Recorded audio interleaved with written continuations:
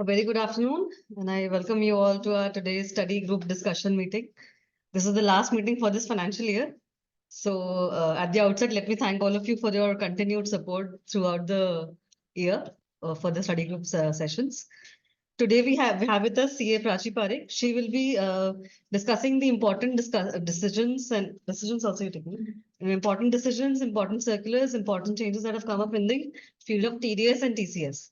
So let's make it more interactive and more fruitful for all of us. To take the formal introduction of our today's faculty, I would like to invite CA Julie Shaji, who's a core group member.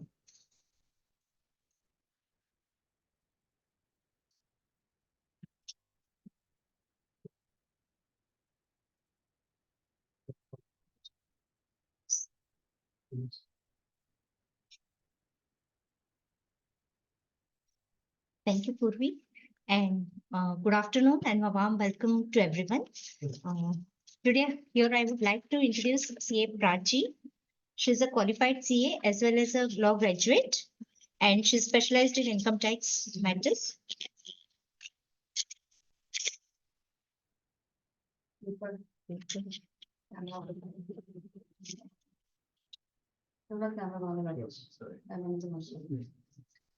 Okay. So, CA Prachi is a law graduate as well as a qualified chartered accountant and specialized in income tax matters. And she's also presently, she's associated with PwC. Prior to that, she has worked with EY and in specialization in research department. She was also part of the editorial team of Tax Sutra. It's a tax portal on the income tax matters and law matters. Before her corporate journey, Prachi was engaged in teaching tax laws, especially to the students who are pursuing CAs, and around 12 years. And in that 12 years, she has almost taught around 6,000 people, 6,000 students.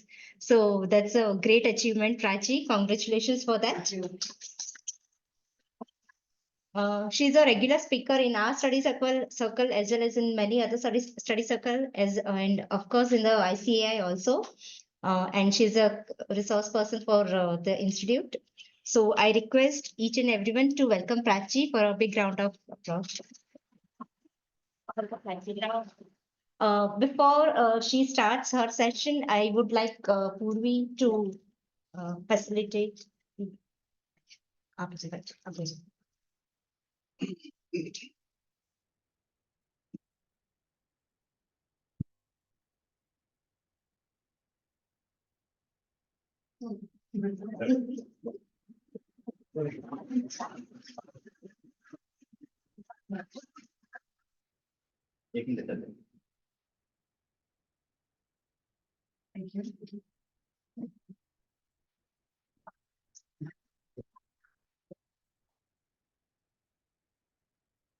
Thank you. Thanks.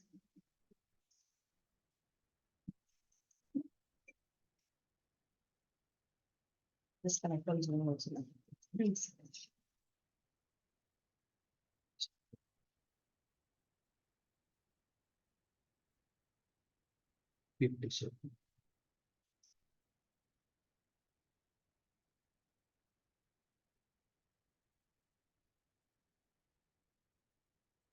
We'll share it.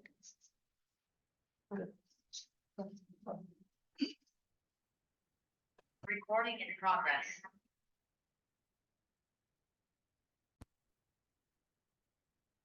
Start again.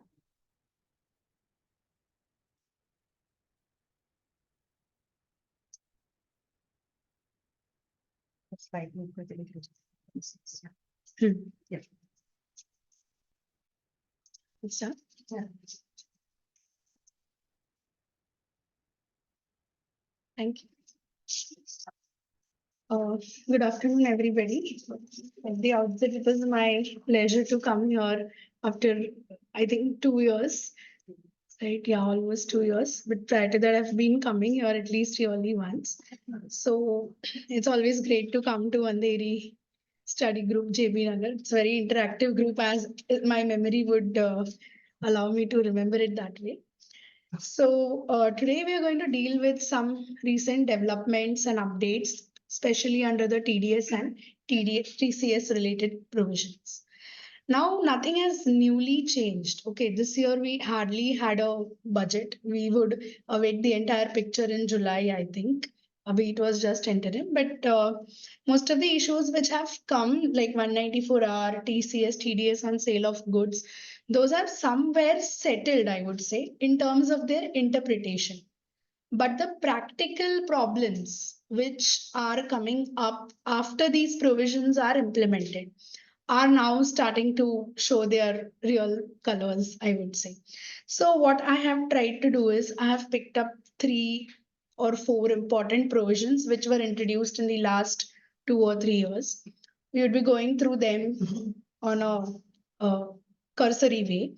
And then for every section, I've tried to bring in 1 or 2 case studies, which are a mix of some practical issues, some judicial decisions which have come recently, so that we are aware that the provisions which have been introduced on the statute newly, what kind of challenges are they manifesting, let's say 1, 2, 3 years after they become operative. तो उसकी झलक तो अब मिलेगी हमें. When the law comes, we are all very keen to interpret the law, read between lines, try to understand, try to challenge it. But now that these provisions are here and we know that they are here to stay, we should now acquaint ourselves with what are the different possibilities of challenges that they could hold for us as professionals and for our clients. So that's a small attempt I have made. After that, I have tried to touch upon the prosecution provisions for TDS, which are suddenly gaining a lot of popularity, and compounding guidelines, which were introduced in September 22. Right, there was a guideline, but it's not very famous as such. But recently, there have been a lot of rise in prosecution cases, so I thought it would be a good aspect to touch upon. There have been like 100+% rise in the actual launch of prosecution cases. There are many illustrations wherein people have been arrested for not depositing the TDS and all. So we'll be touching upon those. So I would like it to be an interactive session because nobody is a really expert here. Tax is one such subject. I've taught it for 13 years, and trust me, every batch, even if I used to repeat the same lecture, would present new set of questions. So people used to ask me, how can you speak about the same thing from 1 to 4:30 and then go in another class and speak about it again from 5 to 8:30? But I used to tell them it feels different somehow. It is the energy or the questions which come that even make us think better, correct? So let us keep it interactive. And the firstly, TDS, when we used to teach TDS, we used to say that it sounds like tedious, the English word.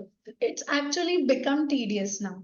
So the last 4 or 5 years have thrown up so many different categories of amendments in Chapter 17B. इतना हमने कभी सोचा भी नहीं होगा. You had provisions like 194M, 194N, which was like TDS on withdrawals. Then, of course, you had TDS on purchase of goods, TDS on sale of goods, TCS on purchase of goods. So all these provisions have kind of shown that the government is actually considering expanding its web as far as withholding taxes are concerned. The reason being, it is a very effective way to check for evasion of taxes. Because usually people will earn it, then there is no way to catch hold of them. So nip it in the bud. So 194R, when it was introduced, it was actually a very draconian provision, which we would say it was, because firstly, there are some aspects. I'm sure all of us have done our research and sab chaba ke khatam ho gaya hai 194R, but we'll just do a quick recap of the provisions before we go on to the issues as such. So 194R here, your payee, you're paying something to the person which is in the nature of a perquisite or benefit, right?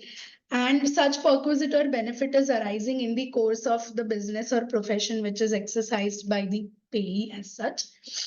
You're required to make TDS at 10%, right?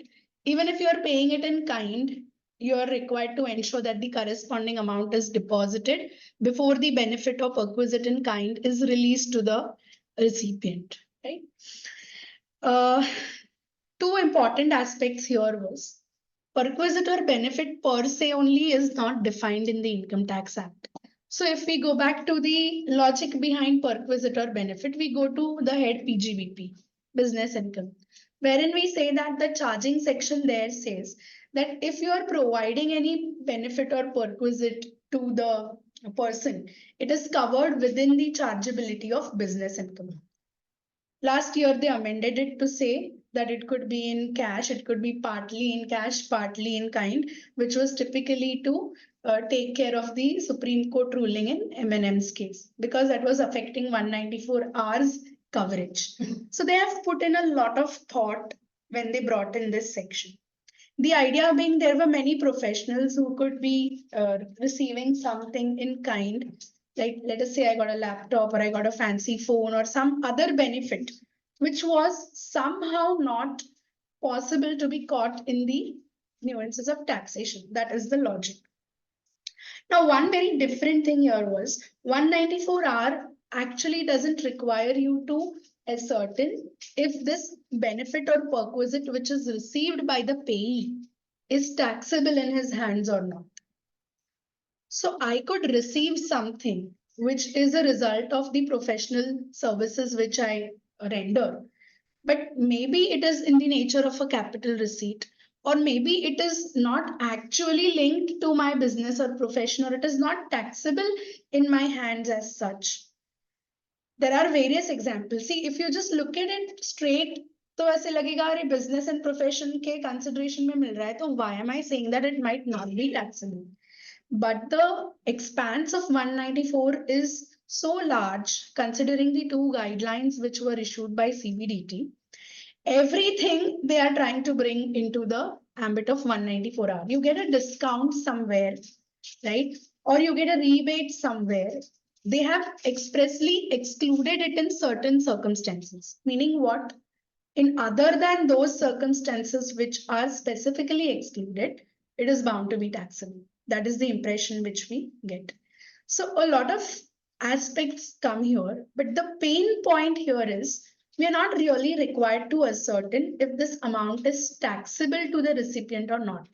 On a conservative basis, if we are the payer or we are advisors of the payer, we will tell him by to TDS kar lo. Don't get into the debate of whether he's going to pay tax on it. Yes, no. Now this works well when you are from the payer's side. But when you are from the recipient's or the payee's side, it becomes a slight headache, because it will now reflect in his 26 AS that this TDS has been made under this section. It may be the case that this amount is not really taxable in his hands, or he's incurred certain expenses also to earn that. See, if I earn my fees in money, it goes to the credit of my P&L, I claim my expenses. If I get something in kind, now people will start recognizing it in its account so that they get the corresponding claim of expenditure. But still there is no clarity around it, because what looks to be taxed is the gross value, because the payer is going to deduct tax on the FMV or the value of benefit provided. So that is one aspect here. So this is the basic provisions which we all remember from when the section was introduced. Then they brought about two guidelines at a gap of, I think, 3 months or so. Now, those guidelines are pretty exhaustive, confusing, and contradictory, and in general, not received in a good sentiment. So, in legal circles, there is still a discussion as to whether we can challenge the guidelines, which is something which is on a point of law and open for discussion. But as practitioners today, what we have to do is we have to understand what is the best way out for our client if he is a payer, and what is the best way out for our client if he represents the payee, right? Now, some typical aspects which were covered in the guidelines, wherein they said that TDS is not required to be made in these circumstances. I've listed a couple of items there. First is any sales discount or cash discount, which is usually in a goods related transaction. If you are giving some discount to the buyer of the goods, that is not to be treated as benefit. So if somebody buys goods worth of 5 lakhs from me and I offer him a discount of say 5%, it's still a benefit for him. It's arising from exercise of his business. But to maintain the commercial sanctity, they have said that they're excluding it. Likewise, any rebate which is given to the customers. Now here a practical issue which arises is, what is the quantum of this rebate? वो थोड़ा कुछ threshold कुछ specified नहीं है. So when you actually look at it from the practical perspective, whether this rebate could be resulting from an earlier transaction. जैसे उसने last time कुछ मेरे से purchase किया था, उसका benefit मैं next transaction में pass on कर रहा हूँ उसको. So it's not really linked to the transaction in question. So some issues like these are there which are gray areas, but as of now we are not going to bring that into TDS ambit. Next is goods returned by the influencer. So I've covered this in a case study going ahead. I would just like to give you a brief about this background. I'm sure all of us are now very much acquainted with social media and how companies these days market their goods. So you have a Rajiv Makhni speaking about some new cell phone product on Instagram. And let's say he has a new Apple phone. The company has given him the new phone to try, use, and explain its features to the users at large. Right? So people watch him on Instagram, they get influenced, ke chalo hum bhi khareedte hain, they go and buy. So this is also a new marketing technique. I'm sure all of us are aware. Now, most of the times what happens, these kind of products, the agreement which these companies have with the influencer could be two ways. One, they say that, okay, you retain the product which you have received. Jैसे some FMCG product or electronics, आप उसका features समझा दो and you retain the product. That's a part of your consideration. So if the goods are not returned by the influencer to the company to whom they belong, in that case, those would be covered under 194R because it represents a benefit or a perquisite which is given to the influencer. However, if their contract is such that the person is bound to return back whatever he is being offered, then that would not be included in 194R. This is the usual understanding. Next is again very important. This has affected a lot of people, all those who are getting incentives based on achievement of targets like insurance companies. You have all those medical representatives, right? They have target based incentives, which then lead to they being offered some sponsored tickets to seminars overseas or in India. And how do they design it? They club it with some educational activity. So let us say there is an insurance company which is having all its agents seminar. It's a 5-day session at Goa. जिसमें से 3 days for business and 2 days are leisure. So here what 194R stipulates is whatever is attributable to the learning part or to the part where it's related to business, that we will not cover under 194R because it is not a benefit directly which is being given to the recipient. But let us say there is an extended stay of 1 day, 2 day, you're allowed to bring your family members, family member ka kharcha tumhara organizer kar raha hai. All those cases would then warrant a 194R situation wherein that incremental part will be treated as benefit or perquisite in the hands of the recipient. So this also the circular is very clear. They have given very good FAQs. Ab sabne padha hi hoga. I'm just revisiting it again. So it's given those case studies जिसमें से ये चीजें मैंने just pull out करी है. Now there are typical issues where TDS is required to be made, right? So if there are any incentives which are given in the form of cash or kind, जैसे sales वालों को typically कुछ bonus दे दिया, किसी ने बहुत अच्छा target receive किया उसको गाड़ी दे दी, right? उसको कहीं एक all expenses sponsored holiday दे दिया. So all these cases which are given to you because of the business or profession that you are engaged in, those are going to be covered under the purview of 194R. Free medicine samples to medical practitioners. बहुत सारे MR ऐसे आपने देखा होगा, dentist है, doctor है, painkillers, toothpaste सब रख के जाते हैं वहां पर.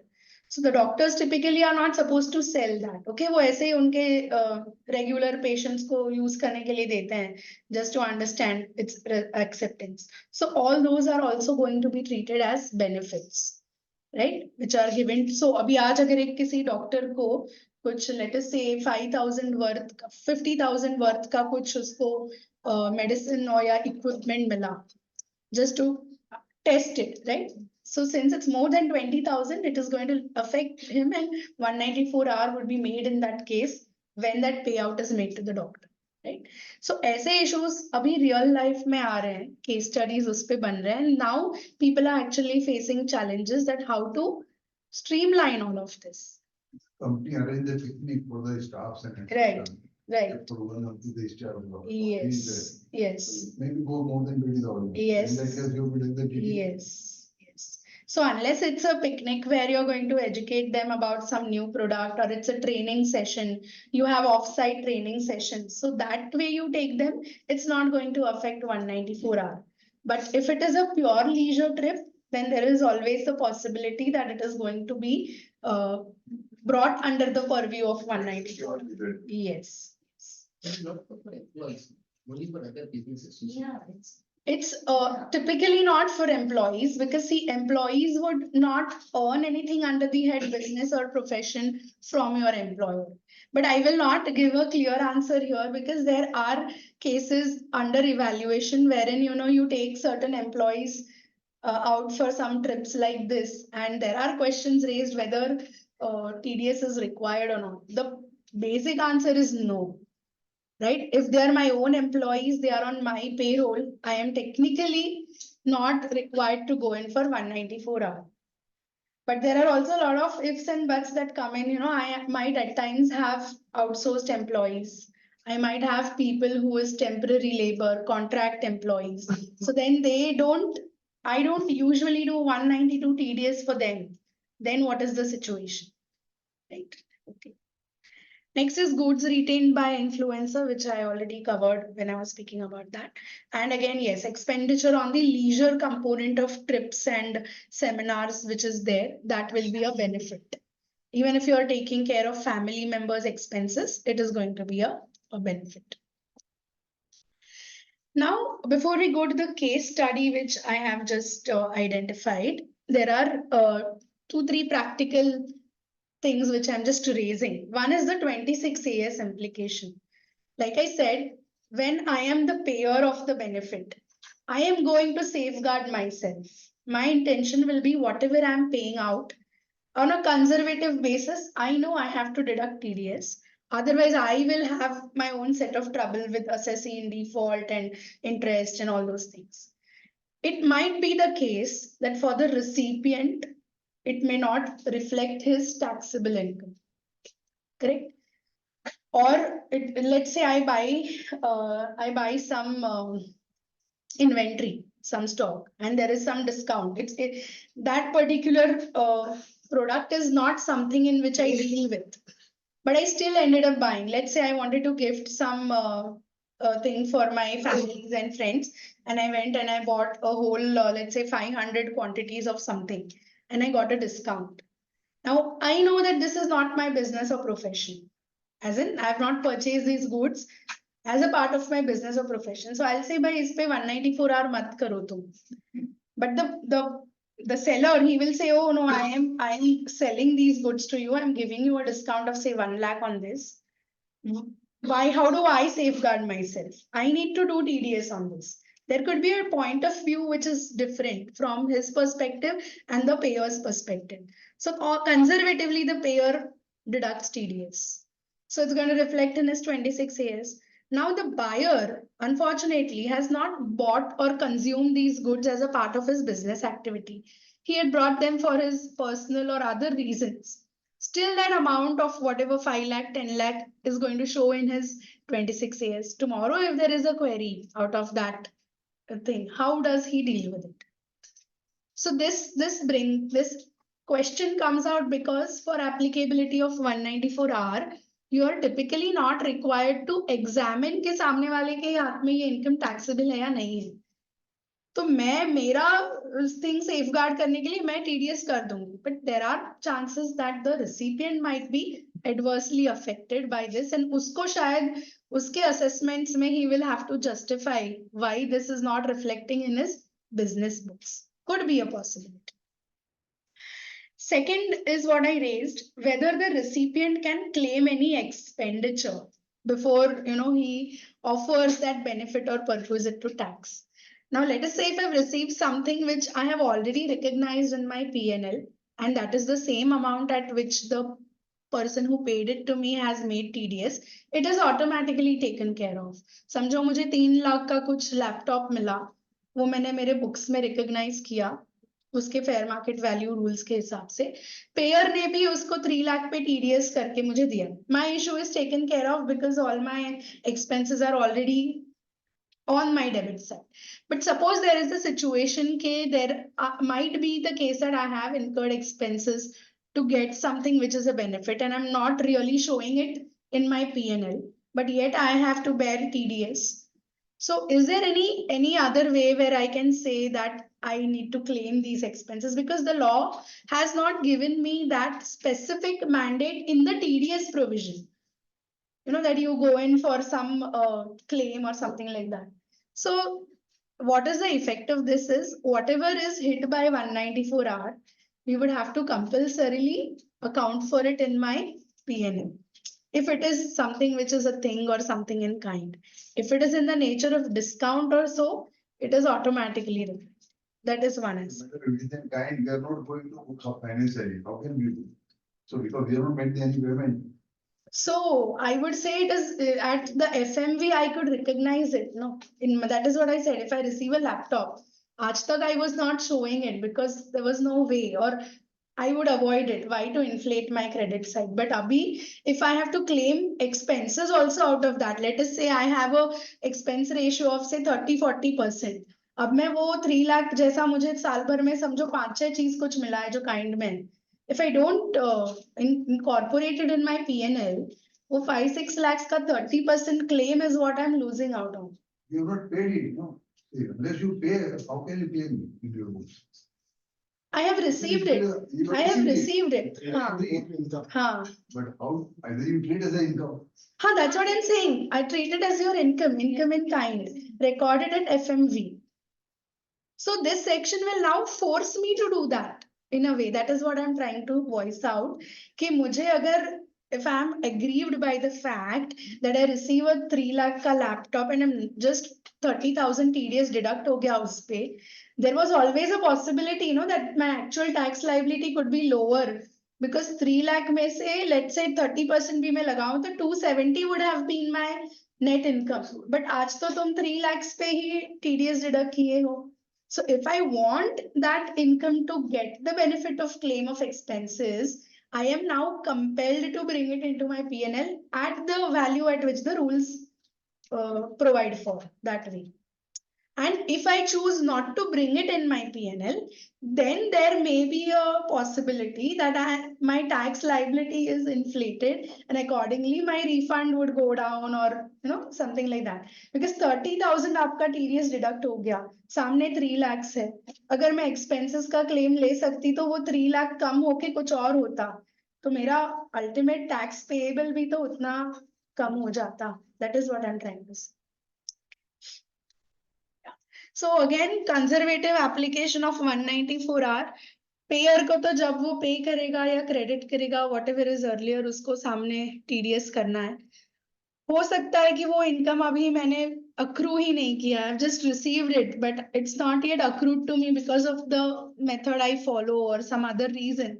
I would still have to bear that mismatch, I believe. So that it's not that it's not resolvable, but these issues could come up during your assessments and that. So these are some practical issues which I think will now start showing up in some way after 2 years of the section settling down in our statute. Okay, can we look at the case study?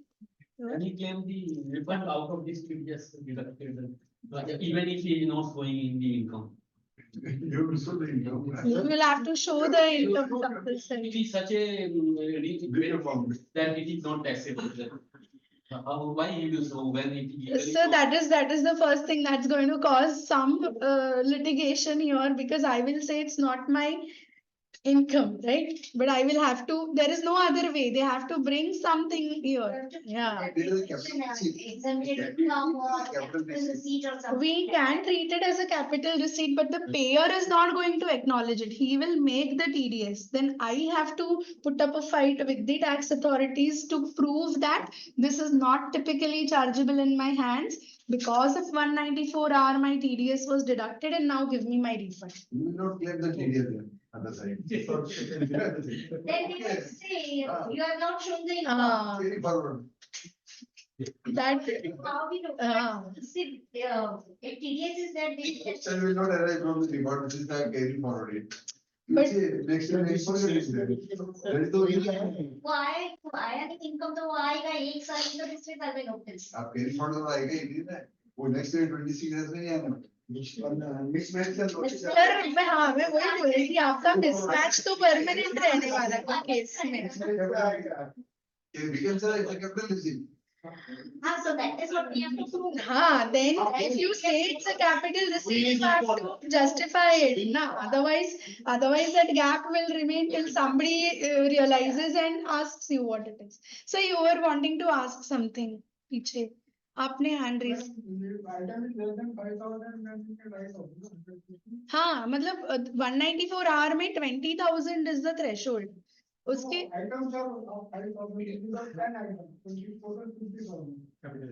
हाँ, yes, that case, yes. Creation or a motive. Yes, those can be claimed as revenue. Yes. Depreciation, laptop is received. हाँ. We take it as asset and. Yeah, we can. Yes. So now that is what I'm saying. Now I'm mandated to bring it into books. Up tak it was an option I had. 20,000 is per person or a SSC or a per transaction rate? It's co-assessee for a year. For one person, 1 year. Yes, sir. Madam, some items are not for business purpose. For example, you don't watch. हाँ. It is not generating any income. And like that, some items are given that way, so it is not of any use for my business. Right, so I just gave some example. I purchased something for my personal use, though the amount was more. But the problem, It will be the business for. agreed. Still, in most cases, payers will always prefer to do TDS and then it will be left for me to. It is a different thing, Huh. but you can use that as a write-off, no, Debit capital or asset, but. Ah, show the income. you have to show it in the books in any way, no, sir, you write. Income is shown also. Agreed. If it's a small ticket item, you can recognize it and write it off, that's okay.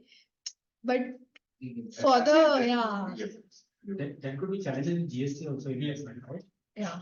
Because Those are a separate Pandora's box which are there actually. Yes. Yeah, PNL item आ गई तो then definitely. Yes. So I think everybody will book in. Yes, that would be the thing they'll do. And then that income part will again remain a question mark given that it's not reflecting in your income. Yeah. Yes, sir. So इधर करो तो GST मारेगा, इधर करो तो income. Income tax, yes. Sorry. Provide any air travel and hotel stay and all, Huh. speaker or, that is not. So, yeah, so it is not taxable if it is like related to the business part of it, okay? As long as the leisure component is not coming into picture, we are not taxing it. Yes. Show it in other sources, provide GST. Later. But then see, other sources is just how you're accounting for it, right? Then all this write back and all this would not be possible. I'm offering to income, but from a GST perspective, offering it in the profit and loss or income and expenditure. Right? Because see, 194R ambit is only when you're receiving it in the course of your business or profession. So पे करने वाले ने तो इसी basis पे किया है कि ये आपका बिजनेस इनकम है. फिर आप उसको अकाउंट अदर सोर्सेज में, हाँ, GST भरने का GST पर, हाँ, मतलब आपको पे तो करने को होगा ना उसको. ये तो डबल GST हो गया. So आप accounting perspective से I don't quite agree कि just because you want to escape that GST logic you go into other sources. वैसा नहीं कर सकते. So it becomes double GST, like the buyer is also, I mean, the payer is also paying GST. Suppose it's electronic or whatever item. When he buys it. And when you are recognizing it as asset, yes. So that is why people would Claim ITC. that I am not conversant with ITC part, but there are issues with regards to GST because the accounting is hampered then Yeah. and your GST reconciliation is hampered. Such a mess. That's what we're doing. Anyway. Because they feel everybody is escaping Reflected in the tax. 3B, because the giver is not going to book as a sale. As long as he gives the free of charge. So unless he sale show book GST one, it is not going to. So be- sir, I wouldn't actually know how it is shown under GST, Acha. but I get your logic that the person is not receiving any money for it. So it is not his sale. I did not say. But there is an outflow of goods, so he will have to record it in some way or the Not other. one three, so invoice of basic amount will be that different. Ah. So it is not going to. So the free sample part would be treated differently there also. Yeah. So GST, yes, there are a lot of practical questions coming in, especially with respect to asset being received. And that has accounting implications also. So those I would not, because I am not a GST background person, but I recognize that those exist and that is why it leads to 26 AS mismatch because people prefer to account it in a certain way because of the GST challenges that are there. Madam, the accounting guidelines have come from the Institute for Accounting Council. Of assets in Yeah. kind or income in kind? 194 are the person receiving, No, sir. like how do we account it? If they've made any changes or amendments to any existing Ind AS, I wouldn't be aware, but not to my mind, because if it would have come, we would have also publicized it. कि अरे 194 R का support आया or something like that. Okay, so we'll take this case study one. Okay, let us all interact like we are already doing that. So there is a company called as Alpha Limited. It has let out its premises to its subsidiary Zeno Limited, right? The rent amount which was to be received by Alpha Limited, it is unilaterally written it off. उसको नहीं चाहिए. Zeno से उसको rent नहीं चाहिए. उसने खुद ही write off कर दिया है, अकेले decide करके. Now the first question here is whether this will result in any kind of benefit to Zeno Limited, which will warrant TDS under 194R. अच्छा खासा रेंट है समझो 5-10 लाख कुछ वैल्यू पकड़ लो. सो अल्फा लिमिटेड ने अपना प्रेमाइसेस ए ने एक्स को दिया था. एक्स से उसको रेंट रिसीवेबल था जो अभी तक आया नहीं था, तो ए ने सोचा जाने दे, राइट ऑफ कर देते हैं, नहीं चाहिए. उसने एक्स को कम्युनिकेट भी नहीं किया है अभी तक कि I have actually waived off your rent or something like that.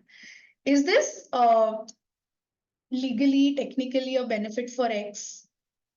It is, but won't be covered because at the time of booking, the applicant would have already deducted tax.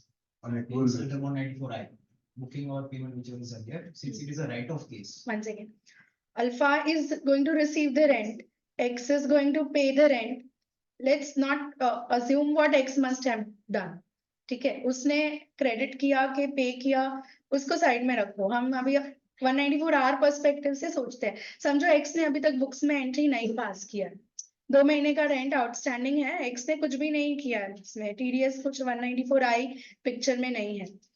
अभी A ने बोल दिया कि मुझे नहीं चाहिए rent, I am writing this 10 lakhs off, you don't need to pay me. So typically it's cessation of liability, right, for X. उसका तो liability कम हुआ है.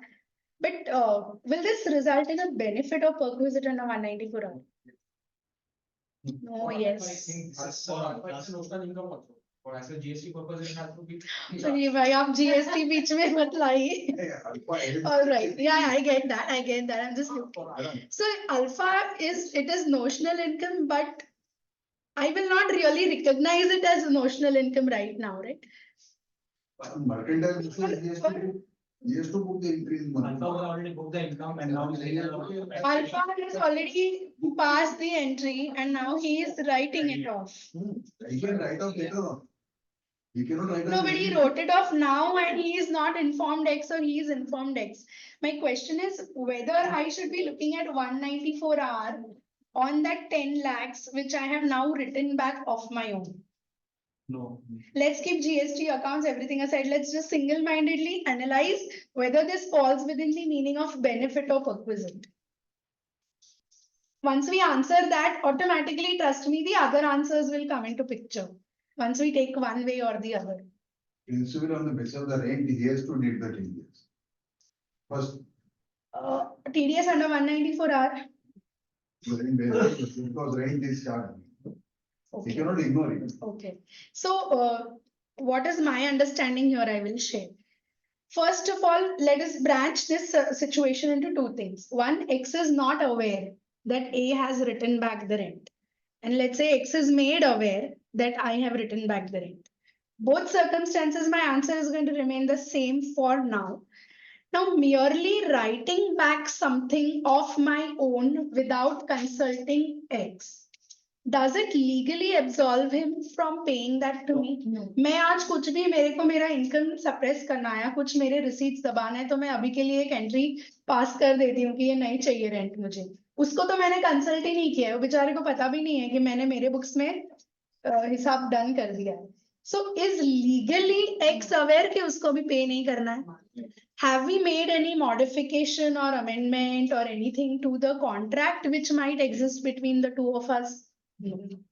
So just on the basis of some accounting entry which I decide to pass on my own call, this doesn't come into the purview of benefit or perquisite which requires 194R. ठीक है? तो alpha को इस amount पे 194R नहीं करना है. अब सिचुएशन को हम थोड़ा सा ट्विस्ट करते हैं, जो मेरा सेकंड क्वेश्चन है कि अब मैं एक्स को कम्युनिकेट करती हूँ कि I am now waiving off this 3 month का रेंट फॉर यू. ठीक है, let us make changes legally to the contract where I say कि this amount is now not payable by X to me. So now I have given a legal flavor to it and I have extinguished his liability to pay it to me. Now this is a benefit because it has a sanction के चलो भाई दोनों agree करके contract change हुआ है.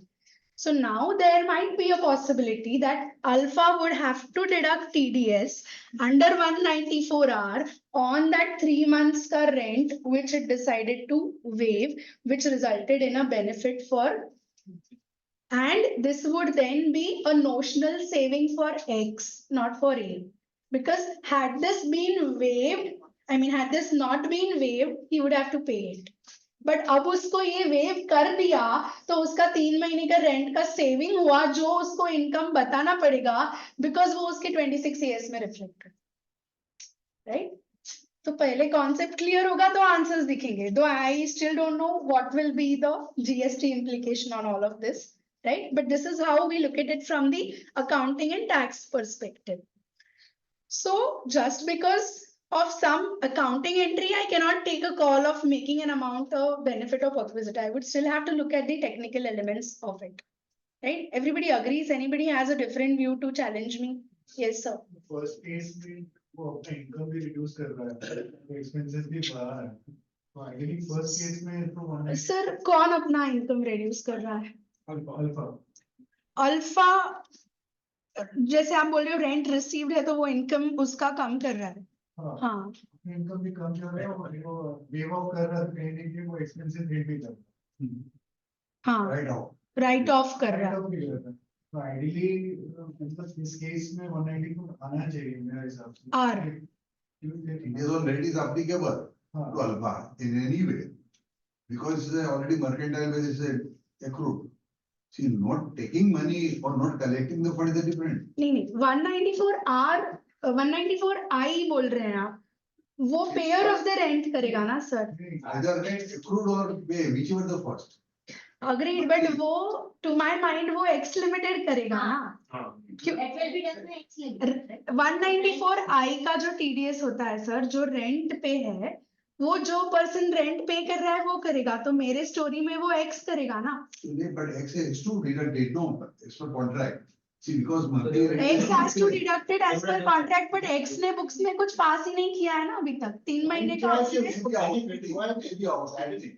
I agree. हाँ. Maybe outstanding. this- But X no is liable to pay.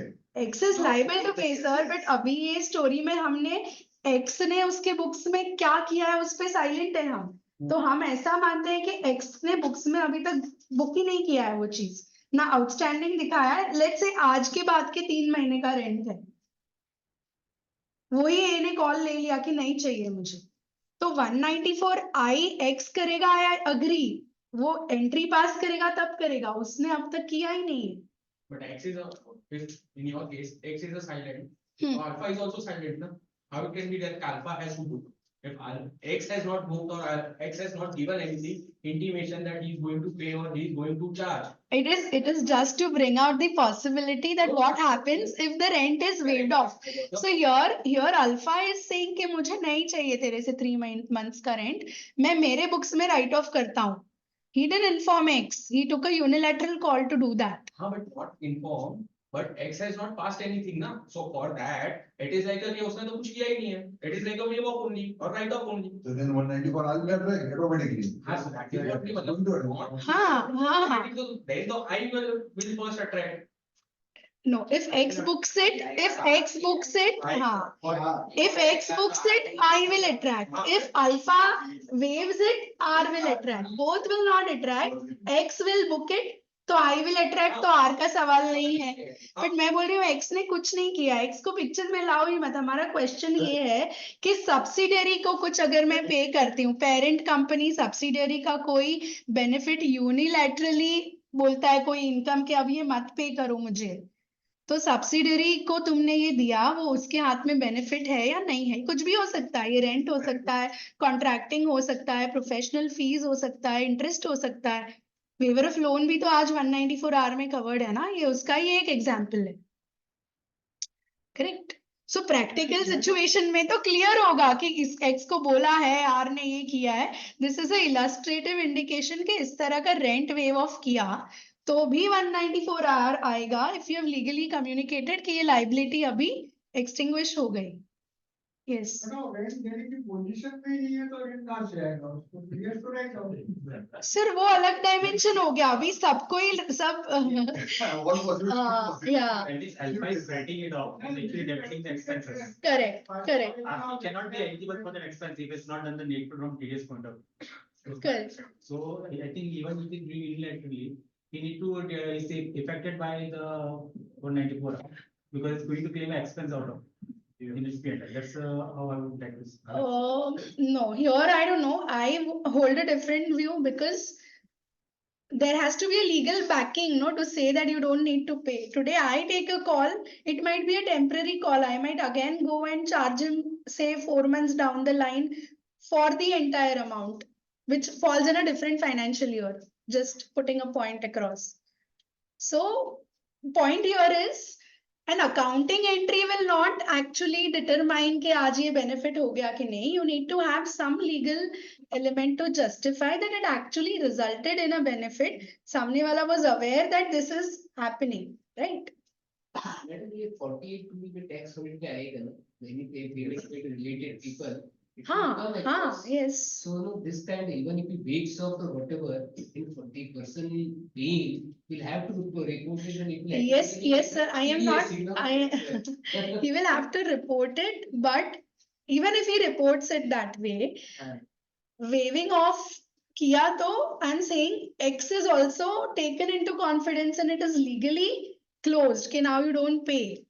It can't just be saying कि मैं ये खत्म कर रही हूँ like that. So typically I'll tell you 41(1) में, which is deemed income का section in business income, you have a cessation of a trading liability. Usme there is a point that even if you unilaterally write back something, it is business income. There we recognize it. But that concept is not having, or at least in my mind, it is still not having bearing on 194R.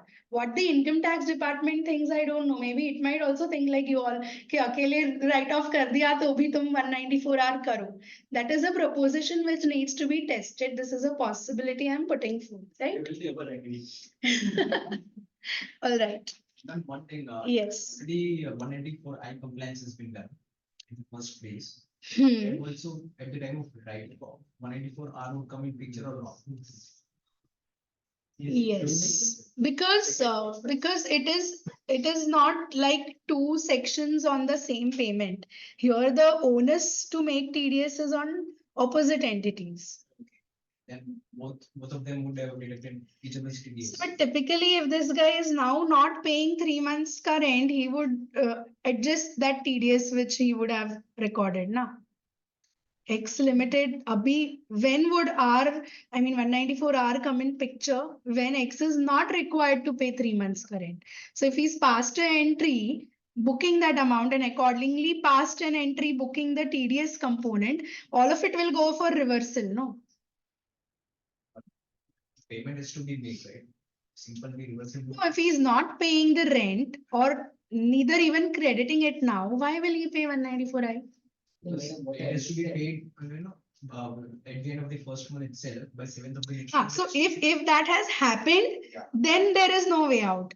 But I'm speaking from a point where everything is fluid. So then if I know this, then I'm not going to do it. 194R then no. I नहीं आएगा. If I know, if X knows कि मुझे rent नहीं pay करना है अभी. Suppose in first month, the entry accounting entry was booked, 194I was. If it is booked, then 7 days from the next month you have paid, then you can't change that. Okay, you can't change that. Then it is A's obligation to take a refund of whatever TDS you have deposited against the rental income. Now A is also supposed to pay 194R. Correct, but uska credit X will take when he will show that 3 months of rent as his notional income because he will have to show it. abhi. Both of these हाँ, sections are coming. yes, but for different people. हाँ. So see, madam उसका deposit तो रहता है ना उन लोग 6 month 1 year का उसका क्या चलेगा? सर वो घर के ही लोग हैं, होल्डिंग सब्सिडरी है. You will go 194R. The bounty department come to know, so we have not implemented 94I. So he can also take the action against that one. No, sir. In his case, he's passed the entry, he's paid the amount, then this waiver happens, then A will take credit of the TDS which X made, right? And I will make 194R. He will take credit of the 194R which I made. Means बहुत time है हम दोनों के पास, तो हम ये game खेलते रहे. Disclosure में तो सब एक ही line का है. हाँ, उसमें दिक्कत. I think इसमें accounting would be a headache for one, and this refund का जो ये चक्कर पीछे चलेगा, because you would have to show it as your income because it would be seen in your 26 AS for X. That would be the challenge. Then we are showing the expense. 2 bar TDS कटेगा मुझे उसका नहीं sir, 2 अलग लोगों के लिए कटेगा. हाँ जी, transaction same है, लोग अलग है. Okay, we'll go to the next case study. I didn't think when I made this that इसमें इतना discussion हो सकता है. Interesting. Okay. Second one is fairly simple, but the second part might pose again a big round of discussions, I think. So Fast Track is a company here. All names and all examples and everything that I'm discussing here are my personal views. I'm actually obligated to say this. That's the rules we have in Big Fours. So Fast Track is a company which is engaged in electronic goods and gadgets and all of that. Now it engages some social media influencers to help in the advertising and marketing of its products. So कोई ऐसा Rohit Sharma को दिला दिया घड़ी and he'll advertise it on Instagram and all of that. Now whatever products are given to these influencers, they can be retained by them for their use after the promotional activities are done. Correct? So इस पे 194R आएगा. We are all clear on that. Here challenges posed are different, but I would not get into that, which is the valuation part. Because FMV, but उसके लिए भी guidelines है within the same circular. So how to tax it is the mathematical part which we need to go and check the rules and the guidelines. But tax इस पे 194R आना है. Now let me give you 2 scenarios here before we go to the what if question. Okay. Now let us say they appoint a influencer, say Mr. A, for marketing these watches. Now Mr. A is a freelancer. He has tie-up with various such companies and all to get into these activities. And whatever he is doing, he is doing in his personal capacity, which is the first case. But now imagine a small deviation that this Mr. A is an employee, right, of an event management company or a career managers जो रहता है ना, let's say some agency. उसके payroll पे ये Mr. A है, who is an influencer. His entire career, what he should advertise, where he should advertise, कितना पैसा उसे मिलेगा, उसमें से कितना वो रखेगा, कितना वो उसके employer को देगा. Everything is governed by a separate contract. He could be an employee or he could be a professional appointed by that agency. Now, when my company Fast Track is making payment to this influencer in this deviated scenario, he is not receiving these watches or whatever in his personal capacity. He is receiving them as employee or as someone who's appointed as on contract by a third party entity. Will 194 hours still come into picture? If yes, for whom? I gave a hint here. It will come into picture, yes, company. for the company. Money that agency who is managing all these influencers. Because free products तो अभी भी मिल रहे हैं. अब fast track ने समझो 25 लाख के inventory इनको दे दी मार्केटिंग के लिए. अब वो 25 लाख में से इन्फ्लुएंसर कितना रखेगा एंड उसका मैनेजर कितना रखेगा, ये उन दोनों का लुकआउट है. But that agency per se received a benefit of 25 lakhs today. So in my understanding, 194 hour आएगा. Deviated scenario में that agency would be the person जिसके लिए 194 hour करना पड़ेगा. Right? यहाँ पे स्टोरी खत्म होती है. अब मैं एक और चीज ऐड करती हूँ. वो एजेंसी समझो ऐसे डिसाइड करता है कि ये 25 लाख का मर्केंटाइज जो मुझे मिला है उसमें से 10 लाख इसको जाएगा, 10 लाख इनको जाएगा, because they are working for him. Will that agency then again make 194 hour when he gives it out to these influencers who are working for him? Assume they are not his employees, they are professionals on his contract. Yes. If professionals, then he would again be required to do 194 hours, right? So it's the same transaction which is coming out in different ways and loops and attracting this section in various ways. Assuming that these people are employees, right? Then it would amount to gift given by the employer, which would obviously be more than 5,000, and usko 192 में उसका TDS करना पड़ेगा, valuation करना पड़ेगा. So chain of thought is clear, right? Okay. All right. Any questions here? No? Okay. Simple, all right. So what happens is when there is an accounting implication involved and GST involved, that is complicating things, because every law is telling to do something without factoring what the other law has in store. So by the time they unify it, हम सब practice करना छोड़ देंगे. हम लोग ही वहाँ पे चले जाते हैं. So this is the next section 194O.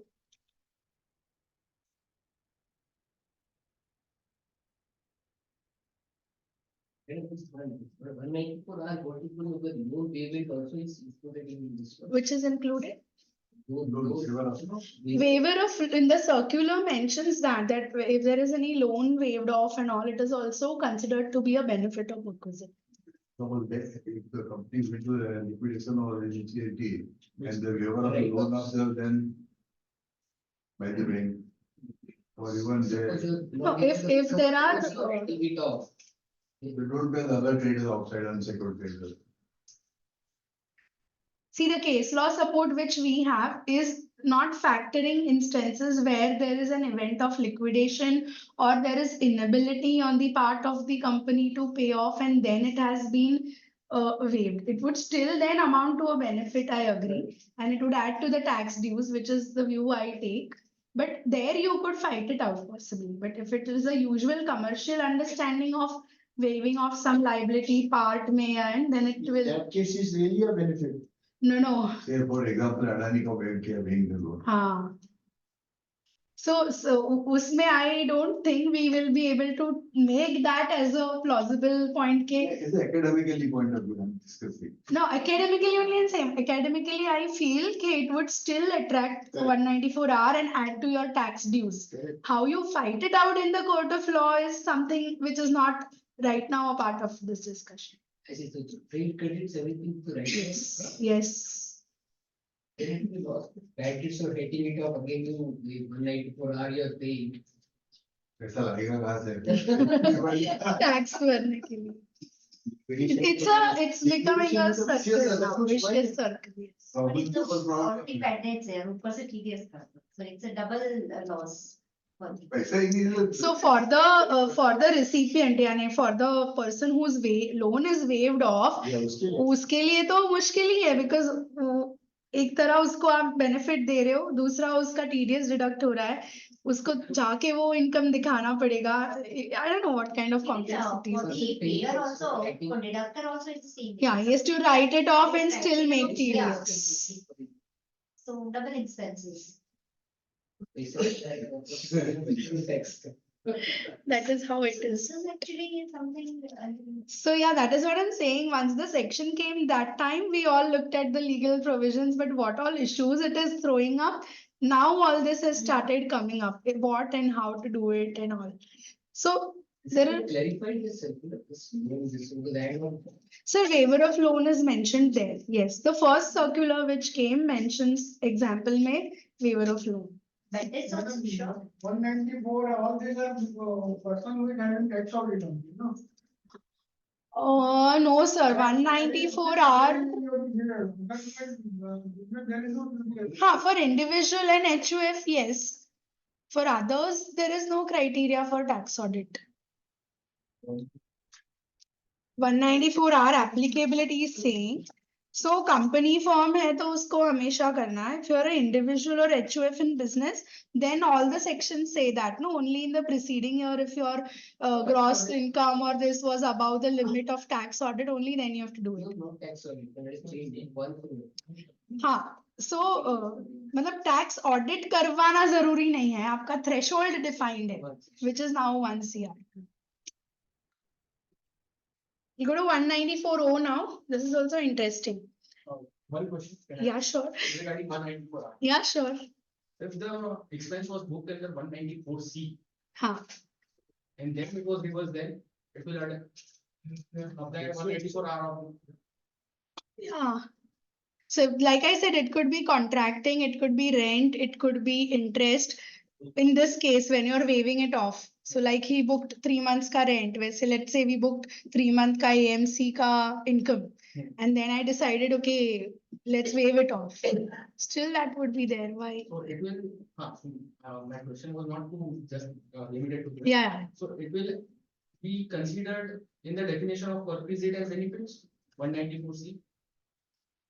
Because the section speaks on that with line K, it is, if it is given on a perquisite or benefits given to that. Any reduction in your liability to pays out something is a benefit which is available to you, no? So here I got the benefit in the way that I did not have to pay 3 months ka rent. Here I am getting benefit in the way that I do not have to pay 3 months ka, let's say contracting charges. So it's a notion, you only said, no, it's a notional income for you. Already I have provided the services, as a contractor, I have provided the services. Huh. Likewise, that discussion was going on, it is like a bed test, or I am not able to pay, or I don't want to pay it, whatever the situation. I have to complete. You are the one who I have made. deducted 194C, Huh. I have received the services Huh. under 194C, whatever. that Correct. contractual or- Correct. He has given me the services. of- Now you are telling the other guy that now you don't pay. He won't pay. You won't pay. Huh. You won't pay. I'm not going to pay. Huh. I So want- the other person has to do 194R for you. Yes, because it is a benefit for you, no, that you don't have to pay for 3 months now. No, but it's because he has rejected the TDS already 94C. Huh. He already booked it. So he also already booked 194I. Now how does the situation change? He already occupied the place, he already paid. It's the same. Yes, yes. So वही हम बोल रहे हैं कि वो एक तरफ if you have done all this exercise, reversal is there. अपने payout कर दिया है तो the only way for the payee here is to claim refund, and I don't have any other option than to make 194R because I want to safeguard myself. It is a benefit for you, yes. See, benefit or perquisite is not defined, right? It is benefit or perquisite which is arising in the course of business or profession. So you having to not pay off a liability is a benefit to you. It is arising in the course of your business. Tomorrow, if I've taken loan from my friend, okay, and he tells me, "Ke bhai, to abhi loan mat repay kar, keep it." That loan was for a personal purpose. It is still a benefit to me, but that benefit is not in the course of my business or profession. आपके case में it is in the course of your business or profession. Automatically he will deduct in 194. Yes, yes. So that And is- whatever you have deducted for 194 C, he will have to wait and take its refund. That is because I'm thinking from the perspective of GST also, that I have to reverse GST Huh. because I'm unable to pay. That you would know better than me. All Because right. if it has not shown in 194,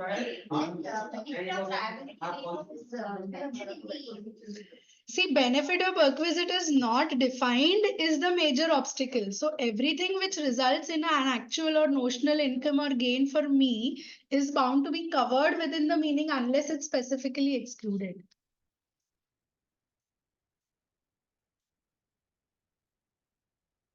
So that is the bottom line in short.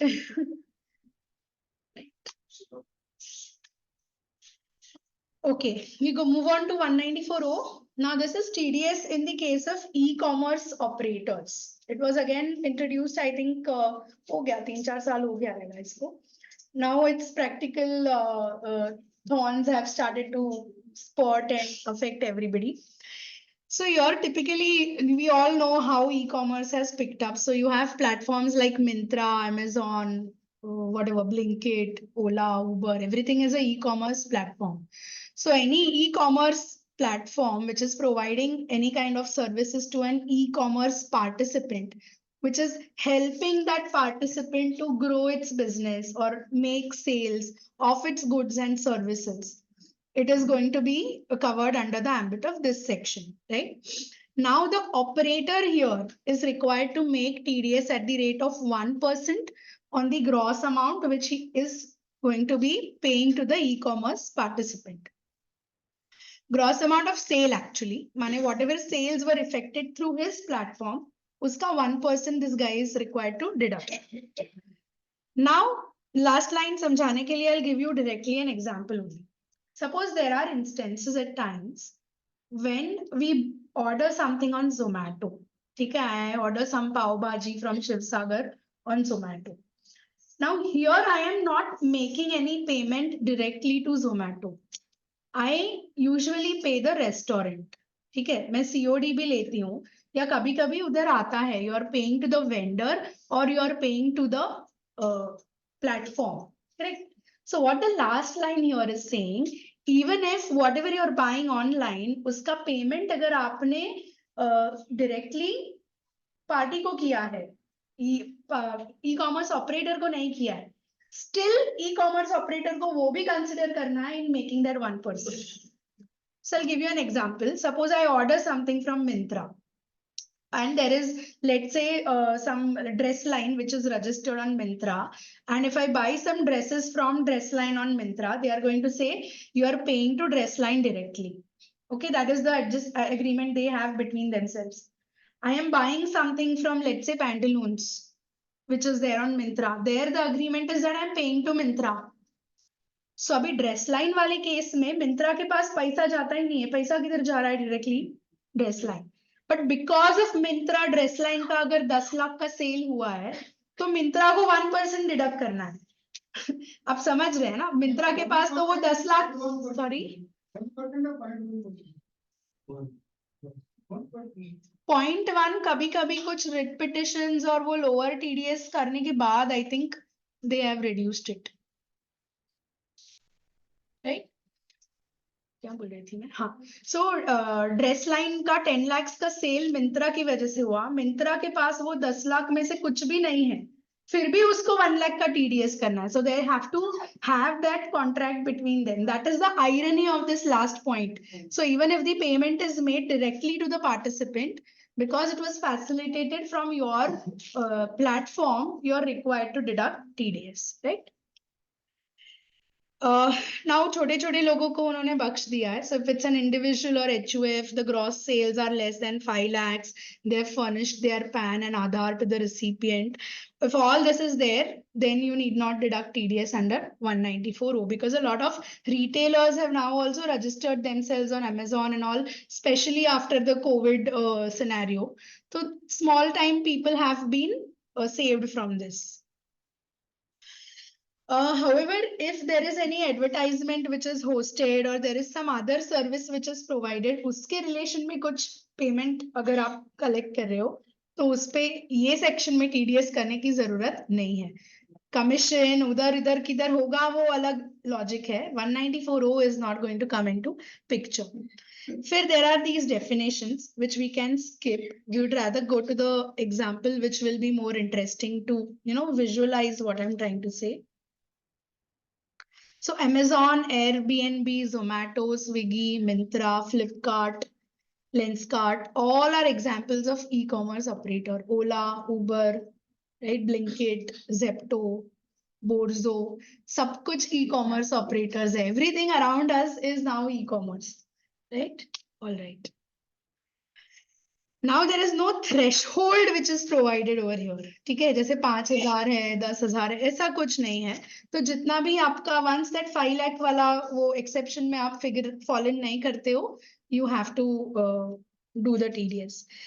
Then there are some guidelines which I think have come into place also. जैसे insurance agents and aggregators में एक ही बार TDS होगा. मतलब वो जो when we buy policies online and all, so only the first time TDS will happen when that every year it renews ना, तो वो renewal में नहीं होगा. ऐसा कुछ उन्होंने safeguards डाल के रखा है. Before we'll come back to this if needed, but let's go to the case study. Why I'm so eager is because when you see it, you will grasp it as a. So I'm sure most of you would have thought of this. Now, Make My Trip again, this is just, I used it because it's a popular name. Make My Trip, let's say, is a non-resident, which is owning and managing an electronic platform. We all know that. Now it enters into agreement with other airline companies, hotels, and all these places for providing online search services. So typically कैसे होता है, Make My Trip and all these people will have an agreement. Okay, when we as users search on their portal, if our criteria is matching what the partner has to offer, their results will be thrown up in the search. Jैसे if I'm looking for a flight from Mumbai to Bangalore, this is my budget, this is my time. So if let's say Indigo is providing those flights, so वो search में वो push होके मुझे Indigo दिखाई देता है. वैसे if I'm looking for a hotel, say Park, तो वहां जाकर मैं मेरे budget में है, तो that will be thrown up. So these kind of agreements Make My Trip, which is an e-commerce operator, will have with the others. Now here, Make My Trip is going to receive some service fee from its partners and all. Now in this case, whether Make My Trip can be considered as an e-commerce operator. Yes, yes, loud and clear, right? Yes. Because that is what it is doing. It is a platform which is facilitating the participants' business, correct? If yes, whether it is liable to deduct TDS under 194. Yes, okay. See, your answer is yes, of course. Even to my mind, it is yes. But there are 2-3 very typical situations which are there over here. So when I was buying things on Myntra, right? Those goods were hosted on the platform.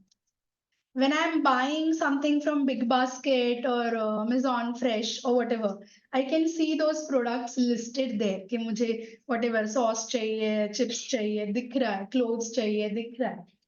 यहाँ पर क्या हो रहा है? यहाँ पर essentially the goods or services which are being sold are not hosted or delivered through the e-commerce operator. It is merely a facilitator.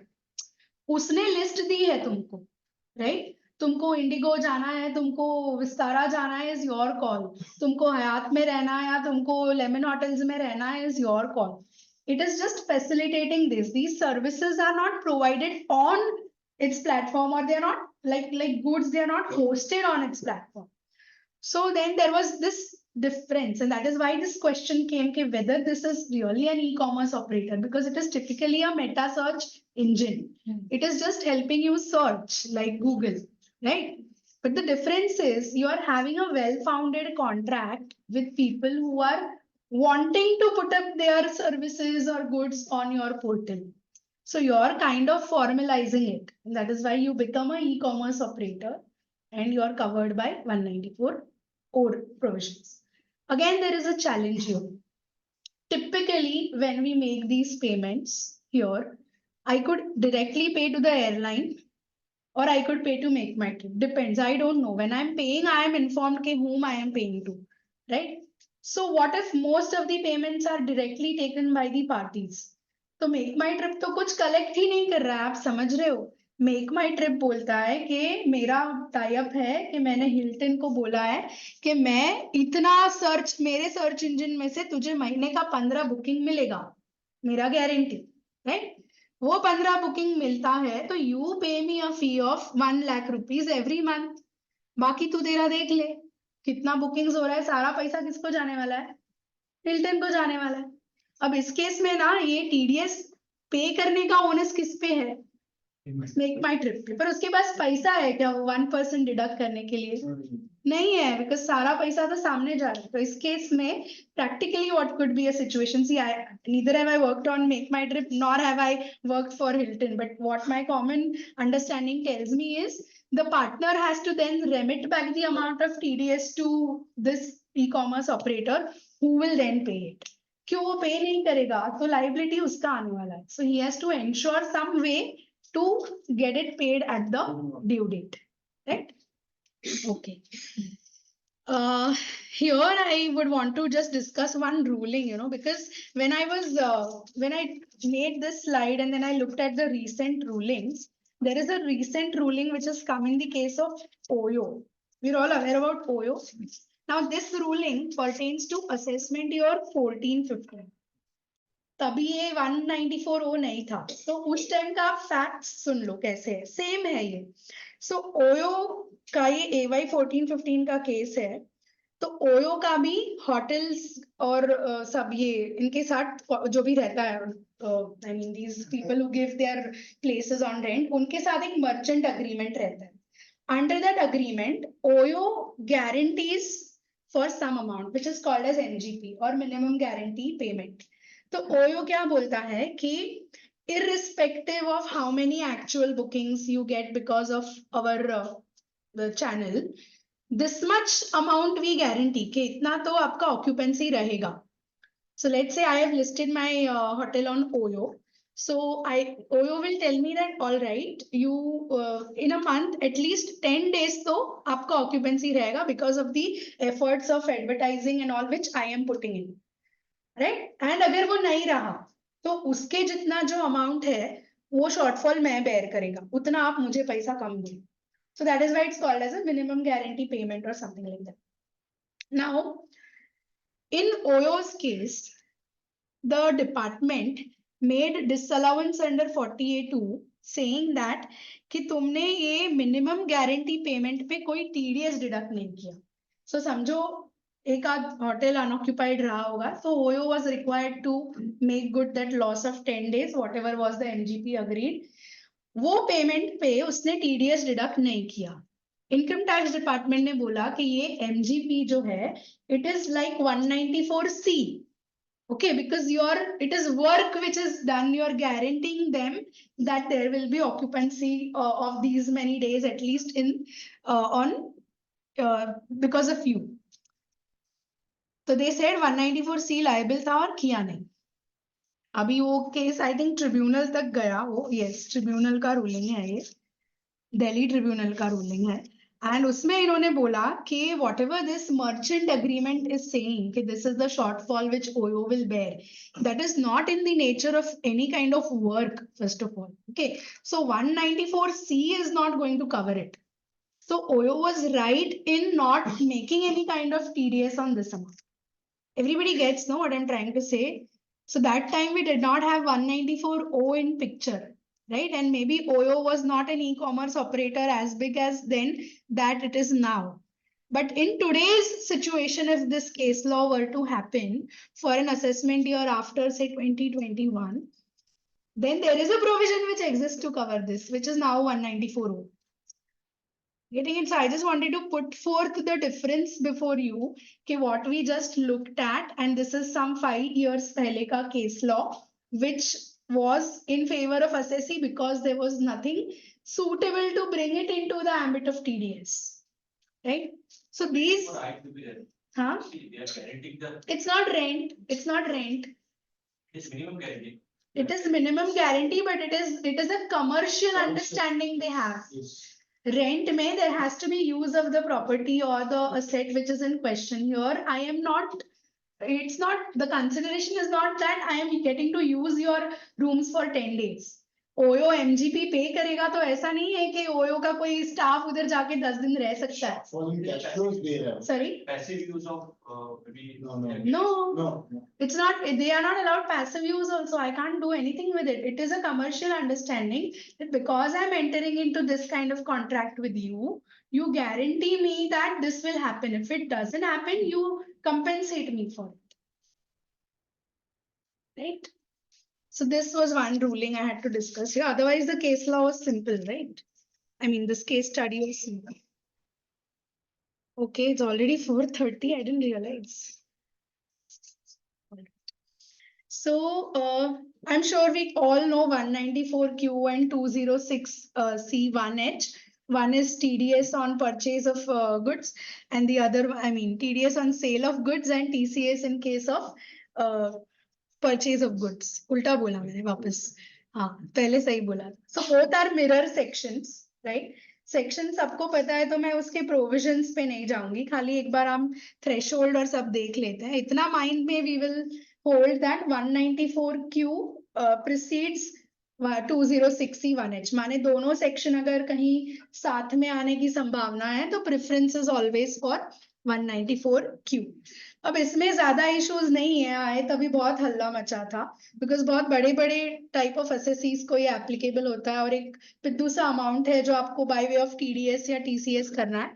But then तभी ऐसा डिस्कशन हुआ था जो मुझे अभी याद है कि the only reason for introducing provisions like these was because they want to keep some kind of track which helps them in other so they know that above 50 lakh these many are the people. इतने amount के ऊपर का purchase एक party से इतने लोग कर रहे हैं जिसके ऊपर वो 0.1 was a nominal amount. What they were more interested was in the data. That is how I understood it तभी. Okay, all right, so I'm not going into the section but I'm bringing some typical things to your notice अभी over the period जो लग रहे हैं. Firstly यहाँ पर goods क्या है ना वो defined नहीं है. वो बहुत बड़ा irony है because you're talking about a section which deals with TDS or TCS on goods and you're not really bothering to define goods, though there was a circular which gave in some insight, right? So I have two things here. Do you think shares would come into goods? So I'll tell you, the circular specifically excludes listed shares, right? The circular which came for 194Q excludes listed shares. It is silent as far as unlisted shares are concerned. So अगर shares include नहीं ही करने थे तो वो plain vanilla लिख देते कि shares and securities excluded. But उन्होंने लिखा कि listed shares are excluded. So unlisted shares goods हो जाते हैं. तो आज अगर आप unlisted shares कहीं खरीदते हो, बेचते हो, तो फिर 194Q आ सकता है. Depend on the business. Main business, what is the main business? Only if it, this is in business. See, that is because it is applicable to your PGBP head, right? That is one thing.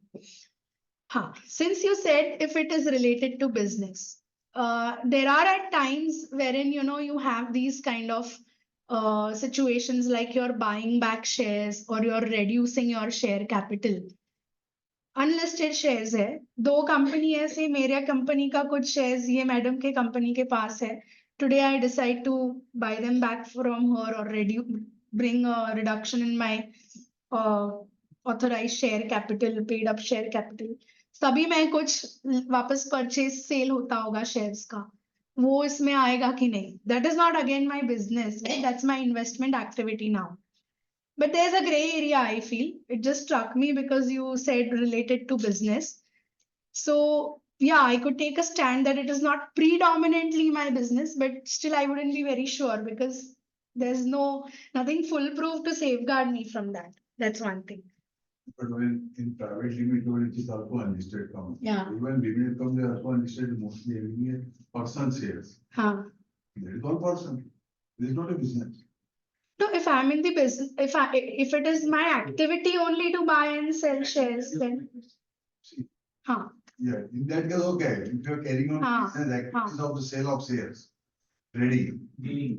Yes. So you're saying as an investment activity, you're Individual, individual. individual, person. Sir, but you have a very big criteria to fulfill, no? In case of individual, you have your turnover कुछ 10 crores है, 50 lakhs का single आपका tranche होना चाहिए. So there the number of players will automatically reduce then. There is no branch. Listed that will be excluded. Huh? If listed, then it is excluded from it, right? Listed or excluded? Listed is not goods. So everybody is business. I'm talking about unlisted company. Huh? Mostly it's a- So unlisted company shares also, if you say it is, I'm doing on my personal account. Normally, private limited is not sellable in the market. Right, it is off market transaction. Interested, Yes, wherever the price is, So- we sell it off. correct. So you're saying that it is a part of my investment activity or my capital gains head that I'm indulging in this. It's one person. Yes, yes. So unless and until you are doing it very frequently, wherein, there is looking at your contract notes and all, there is a room for the AO to say कि ये आपका रोज का काम है. Which again, same speculation wala principles apply here also, sir. But if it is, you are saying it is investment, then this doesn't bother you. I'm talking about a scenario wherein a company or AOP does all this. But madam, when company themselves buy back, हाँ, तभी वो reduction और ये जो doubt उन्होंने जब business word specify किया, तो टू माय माइंड बायबैक या other restructuring activity should be out of this purview because that's not typically my business. Yes, sir. Where should that be? Who has to the buyer in this case? Buyer and teacher. I mean the person who's paying him the consideration has to deduct Company TDS. has to deduct. If it's not right. The company is buying- A Limited is buying shares from B Limited. B Limited is paying consideration to A Limited. उसके ऊपर B Limited will deduct TDS and paid the balance. Percentage can- So 0.1 है यहाँ पर find one. और 50 lakhs का threshold है और turnover का भी क्राइटेरिया 10 CR है आई थिंक. तो बहुत छोटे से परसेंटेज ऑफ असेसीज इसमें आते होंगे शेयर्स वाले एक्टिविटी के लिए. Right. Okay, where was I? So here the third possibility is interesting which I want to discuss. I don't know, ऐसे एक interesting चीज दिमाग में आया था. Now there is a possibility of overlap between 194R and 194Q. All right. I'll give you an example. Suppose I have a manufacturing company. I have like some lot of employees and business affiliates. तो अभी कुछ दिवाली है, गुड़ी पाड़वा है, उस occasion पे उनको सबको देने के लिए I buy say some gold coins, silver coins etcetera. तो मेरा 10 CR का क्राइटेरिया फुलफिल्ड है, 50 लाख से ऊपर की वैल्यू चली गई है. सो मैं और वो गुड्स में डिफाइन नहीं है, तो आज मैं बिजनेस के लिए जब ऐसे कुछ ये चीजें देने के लिए ले रही हूँ, तो 194Q भी मेरे केस में आ चुका है. राइट. मैंने समझो कुछ गिफ्ट कूपन्स लिया, कुछ something which I took for all my employees and people which is more than 50 lakhs. So 194Q will be applicable, right? When I am buying this, when I pay the money, मैं वो TDS का amount side में रख के I will have to factor 194Q in. Now I distribute these gold coins, these gift vouchers or other gift items, valuable ones which I have bought to my dealers, my distributors, my employees, my suppliers, creditors, everybody. Right? Assume the value is more than 20,000. ठीक है? अब उनको जब मैं ये सब दे रही हूँ, it is also a benefit which is being given to them. तो यहाँ पर क्या इस पे मुझे 194R भी करना होगा? क्यों? क्यों नहीं? It will attract. See, आप सबको मेरी तरफ से let us say 25,000 worth का bullion मिला. हाँ? Assume. So, all of you are either my creditors or suppliers or vendors. So there is some business or profession wala element in this, right? You have got it without doing any quid pro quo for me, or even if not, that is not really the subject matter of 194R. आपको मिला business के सिलसिले में, मैंने दिया, आपको benefit है. अब इस पे मुझे जब ये चीजें मैं आपको देती हूँ तो मुझे 194R भी करना होगा. और जब मैंने ये ओरिजिनली कहीं किसी से खरीदी तो मैंने उसके लिए 194Q भी किया. सो ये कहीं ना कहीं पता नहीं, बहुत रेयर पॉसिबिलिटी है, ऐसे ही थॉट आया था ये, but it looks to be a feasible possibility at least right now in my mind कि there can be situations which will envisage this, right? So usually you avoid an overlap between 194Q and 206C1H. You avoid an overlap between 194C and 194I or 194C and 194J. Correct? वो overlap है because वो same nature के payments है, वो कहाँ include करना है वो झगड़ा होता है. यहाँ पर तो दो डिस्टिंक्ट इवेंट्स है but having the same subject matter. एक जगह पे गुड्स खरीदा है, दूसरी जगह मैं उसको एज बेनिफिट डिस्ट्रीब्यूट कर रही हूँ. तो this is how it is. हाँ प्रैक्टिकली होता है. सर क्यों नहीं हो सकता? अभी आप ऐसे इमेजिन करें, होता होगा. अभी ये I don't know, car dealers होते हैं, पता नहीं, उनको तो ऑलरेडी आप कार सेल करोगे तो वो कार का तो अलग TCS चलता है, बराबर, but every person who buys a car there. अब हम आर्ग्यू करेंगे कि कार तो हम पर्सनल यूज के लिए ले रहे हैं, तो वो आर्ग्यूमेंट मैं साइड में रखती हूँ. But suppose I am a company and I buy let's say 20 cars from Suzuki, अलग अलग, मतलब वेगनार, ये वो सब एक ही इससे लिया फॉर माय बिजनेस यूज, और उन्होंने हर कार के पीछे मुझे गोल्ड कॉइन दिया, तो मतलब विजुअलाइज तो हो जाएगा ना सर, कुछ ना कुछ तो होगा जो दोनों जगह फंस रहा है. It's a different transaction. I'm not saying the same transaction is subjected to a TDS twice or something like that, but I'm saying that there are two provisions which are being applicable because the transaction is changing its face. Madam, this can also happen in this, when you are giving us prizes for, like this one, through dealers, you take lottery and people do that. You purchase like Huh. car and everything, they purchase and they put it into this one like. No, that is so expressly covered, sir, because that's an incentive which you are getting in cash or kind, that is expressly covered. Here I'm saying I'm doing 194Q because मैं उसका trigger fulfill कर रही हूँ, and I'm also doing 194R because मैं वो भी parameters complete कर रही हूँ. Okay, If I yes. buy a car, हाँ. along with the other some amenities and facilities which are taken at very low rate. I mean, it's hardly at 10,000 rupees, हाँ. which is worth about 2 lakhs rupees. Then it is attract 194. No, sir, 10,000, 20,000 is the threshold they are saying. But they have valued only 10,000, it's worth of 2 lakhs. So you will have to first figure out the value in accordance with the tax The market of rules. value is there. Yeah, that All this thing they are giving it right now. I agree. As long as that value is comparable to the value we derive here, and if it is still yet 10,000, then there is no need for If I 194. go to separately to the same vendor, he will charge me that amount, 2 lakhs rupees. So they are selling to some other customer like 2 lakhs rupees, and for me, it's as a car buyer, hardly charging 10,000 rupees. So yours, sir, again, I will say, as long as you justify that the valuation doesn't cross the threshold, Their books, is there. in that case, in that case, you may be able to take the benefit of not being covered by it. If the value part of it is accepted. In that case, what we have to advise that whether they attract or not attract. Sir, if you're on the payer side, you will always say you have to deduct TDS because valuation is a very different game. You're only saying that some other parallel vendor is offering it for 2 lakhs. That itself is a doubt that it is not the FMV what is envisaged in the rules. At least we have to advise our. Yes. Whenever you reduce the value of the car, then So you can reduce the value of the car, but I'm again saying when you are checking applicability, you will have to do a valuation.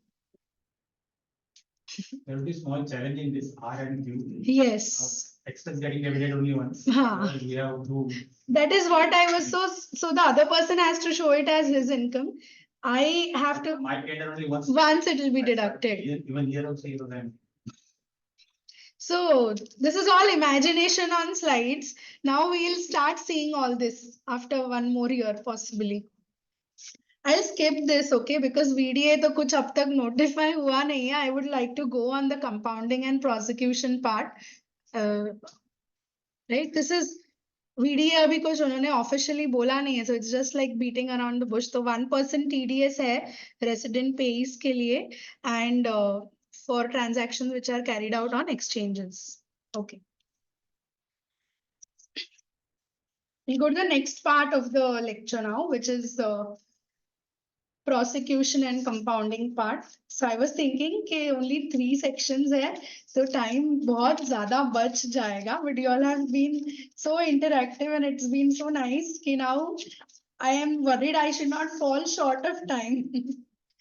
All right. So yeah. So I'm sure all of you here would equally or rather know it more than me that income tax has had prosecution provisions since a long time. So if I look at the history, 1968 से वो है अलग-अलग तरीके से. But it's only now that it has started gaining attention. मतलब अब ऐसे पता चलता है कि Income Tax Act की वजह से कोई जेल भी जा सकता है. Even when we were studying it, we never thought it would be a possibility that somebody really lands up in jail because they failed to pay TDS or they failed to deposit the TDS that they deducted. But it is happening around us now. And prosecution provisions have gained more importance after the black money law also coming into picture. So any willful attempts to evade tax, not pay tax, not deposit taxes is now really taking serious shape. Now, firstly, why do we have prosecution provisions? Because obviously, जो penalty usually law में लगती है, that is not enough a deterrent for people to deposit the money on time. See, as a businessman, I will always do a cost benefit analysis. What is the percentage of penalty? What is the percentage of money which I will earn? Please don't record it. What is the percentage of money I will earn if I roll this money in business, and if I make more returns there, then I will be bold enough to say कि एक बार मैं penalty भर देती हूँ, right? कितना जाएगा? ये amount है, उससे तो ज़्यादा ही यहाँ earn कर रहे हैं. That is the mindset, no? Everybody wants working capital. Let's be fair. So over time, people realized that just the penalty was not enough deterrent that could cause people to pay up on time.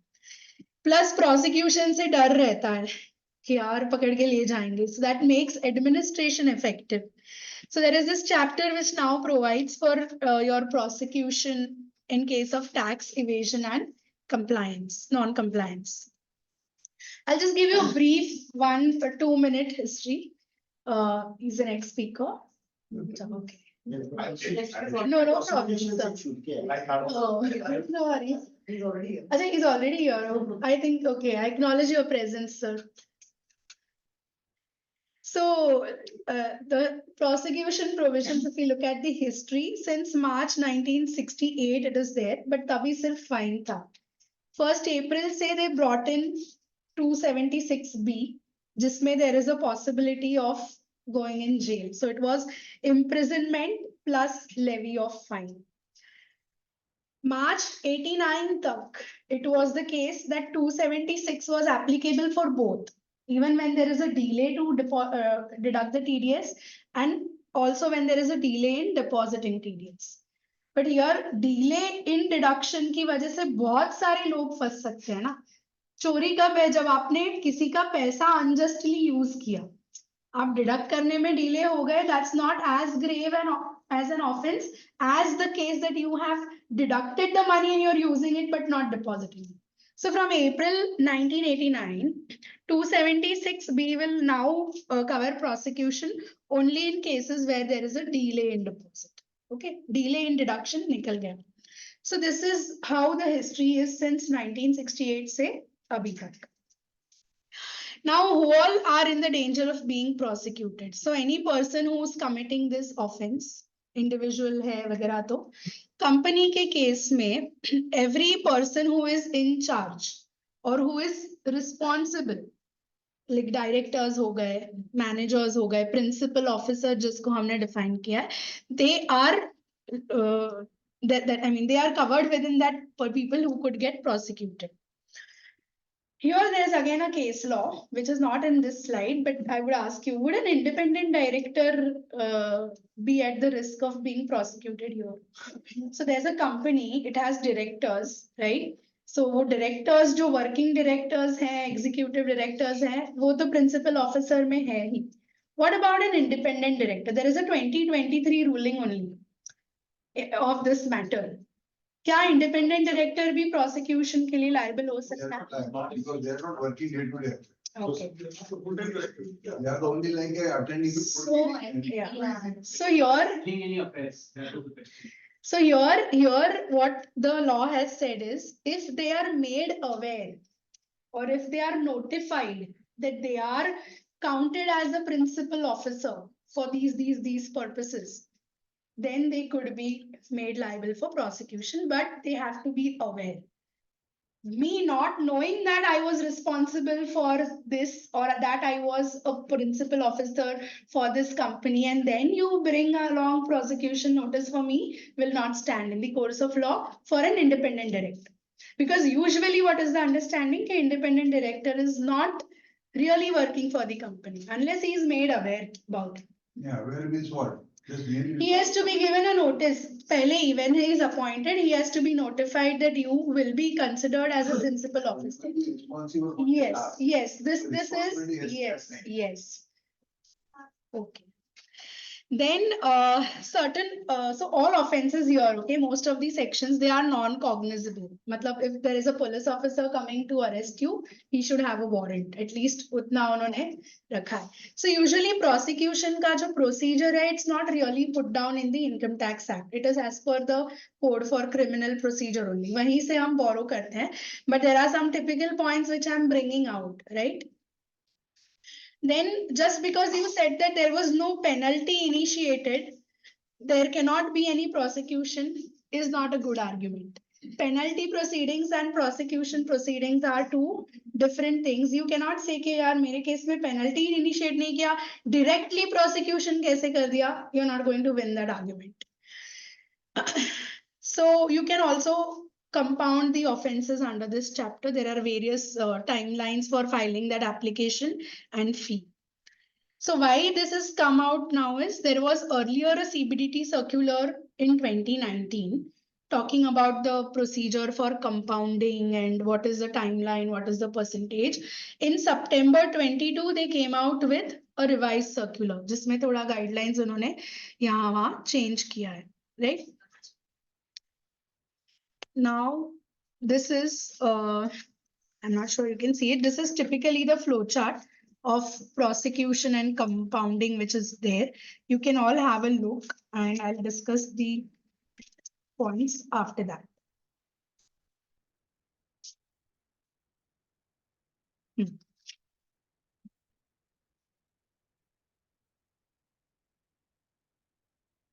So typically, before any prosecution provisions are initiated or launched for any assessee, there has to be a SCN issued and there has to be an opportunity of being heard given to the assessee, which is the natural justice principle that is there. Moving further, just talk a little about prosecution before we go ahead. Now, all right, I think it won't actually So how do we go in? So prosecution, if you want to safeguard yourself from prosecution, then you go and apply for compounding of offenses. So the offense under 276B, you can go in for a minimum 3 times, 3 occasions pe you can get it compounded. All the other offenses, that is 276C, CC, 278A, BA, all those you can go in for compounding only once. 276B is failure to pay the tax deducted at source. उसको आप minimum नहीं, maximum 3 times तक compounding कर सकते हो. More than one application for 1 or more year which is made can be counted as one occasion, provided आपने वो साथ में कर लिया है. So 2-3 साल का एक ही application किया, it will be treated as one occasion. Now what is the process? So there is lamba chauda guidelines which I have picked up only the relevant parts here. I have not gone into the percentage, the penalty and all. What is the procedure is you have to make an affidavit. They have a prescribed format. You have to pay any kind of outstanding interest, tax, all dues before you make the application, right? Once your application is accepted by the certified authority, then if there is any outstanding demand कि आपने pending रखा हो, तो after acceptance of your application, you need to pay it within a period of 30 days. And you have to give an undertaking along with that application that you're going to pay all the compounding charges. You're going to withdraw all or any of the appeals that you have for the years in question for which you have gone in for compounding of offenses. There is a separate paragraph which gives us how to compute the compounding fee. I have not touched that in this slide. The compounding fee will include your prosecution establishment expenses, right? With a minimum fee of 25,000. Usme litigation expenses bhi cover hote hain. So all this add up to the fee which they have prescribed. What is the difference between the old scheme and new scheme? So for most of you who might have had a grip on 2019 guidelines, what has changed? So firstly, offenses which were punishable under 276 section, which is removal, concealment, transfer or delivery of property to evade tax recovery. They have now been made compoundable, जो 2019 में compoundable नहीं थे. माने इसकी वजह से अगर आप पे prosecution हुआ है because you sold off your assets or something, so now you can go in for compounding and safeguard from prosecution. Previous non-compoundable cases where convictions were there under 2 years can now also go in for compounding. Compounding fee will now not exceed the TDS amount in default. I think this is a very big point to be put in there, जो पहले के guidelines में नहीं था. So there were instances where your compounding fee would cross the default amount, right? Then there is a change in the time limit. So for these applications, certain cases where you have to go to the PCCIT, उसको कुछ relaxation दिया है कि now 3 years तक he can go and file a complaint. And there is some reduction in penal interest of 1%, right? I'm just giving you the broad points here because it's a very niche area of practice. Now I'll put in some statistics before you and I'll just discuss one case law and that's the end of my part. So in financial year 17-18, as per the data available publicly, the department has initiated or launched 2,225 prosecution cases. This number was 784 or so in the earlier year. So you see the rise in prosecution. I have put up 2 illustrative cases which are related to TDS on this slide. There are a lot many more, especially in connection with black money law. So in Bangalore, one company's MD was found guilty of not depositing TDS to the tune of 60 lakhs. And he was sentenced to rigorous imprisonment of 3 months along with fee. So this is prosecution which has taken place, right? There was some Mohali resident, उसने भी कुछ ऐसे certain lakhs का TDS deposit नहीं किया था, उसको 1 year की jail हो गई थी. So this is now for real, okay? All this while we used to imagine कि income tax में कोई कैसे jail जा सकता है, but अब ये होने लगा है. Sorry, sir? TDS is? Made a provision, हाँ. so we will not bid. Whether it will apply? हाँ, So you, we will not bid, it was made on provision part. no, prosecution is right now for delay in depositing the TDS. But what I am saying, provision was made on deposit, not on actual payment.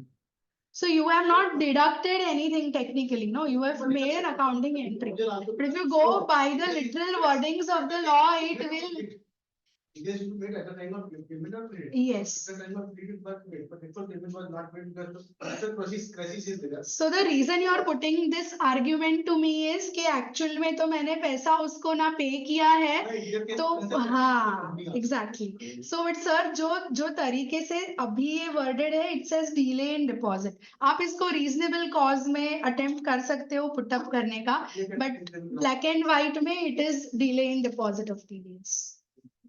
From an academic perspective. Okay.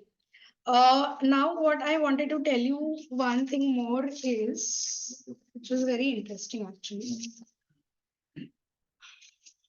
So yes, there is this one case law I have to share with you. This is on compounding and fresh है.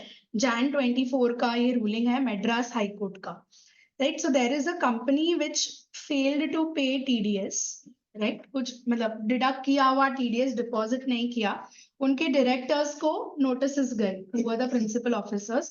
कुछ 67 lakhs odd के dues थे, जिसमें से the company paid some 12-13 lakhs and they made a request, okay, you allow us to pay the balance amount in installments. Right, this is the request which they made to the revenue. Revenue did not adhere to that application. What it did was it launched prosecution. बराबर? अब इस prosecution के सामने इन्होंने compounding के लिए opt किया. But compounding का जो timeline है 2022 के circular में, उससे late इन्होंने application किया. Let's say 1 year का time है. These people went beyond a year to make the application. So revenue just on the face of it that because there was a delay in making the application, they rejected the application. Assessee said that you at least try to look at our behavior. We've already paid 12 lakhs. We are willing to pay the balance. We want you to come to an understanding. How do we pay it? But they didn't listen. They launched prosecution. Compounding application bhi reject kar diya. Assessee went to the High Court writ petition में, right? That is how 22 का ये case अभी है. तो writ petition में उन्होंने बोला कि ये situation है, we are late in filing this, but just because we are late, you can't just arbitrarily pass an order कि we reject it. So Madras Court ruled in favor of assessee. They said that the behavior of the assessee is proving that he wants to go in for compounding. He's ready to pay the money, because he's paid a part and he's asking time to pay the balance. So you can't just arbitrarily pass an order rejecting his compounding application. So the matter was remitted back to the revenue to pass an order on merits. Okay, you actually examine if he's paying on time, you then drop the prosecution, which is there. So this was one case. 25 lakhs, sir. I'm sorry, I didn't cover it. Okay, yeah, I think that is what I was trying to tell you earlier, which I missed. So because prosecution is a serious thing now, there is the threshold of 25 lakhs, which they have put in. Yeah, prosecution is arrest only. I mean, so launching prosecution is your initiating. Yes, yes, yes. 25 lakhs is the dues, is your due. Default, yes, default. It is per year, money, it is per default. So it will consider basically tax amount. It will consider, Yes, only tax amount. Tax liability. yes, yes, the default amount they will consider, yes, Not for yes. the interest, You have a question, no? Whom to apply this compounding? So those who don't want to go to jail, they can get their. Commissioner or. There is a, I just was kidding, no problem.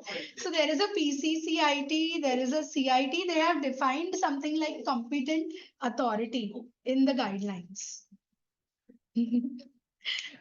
So it is like you can save yourself from going to prison, but you pay the price for it. That is how it is.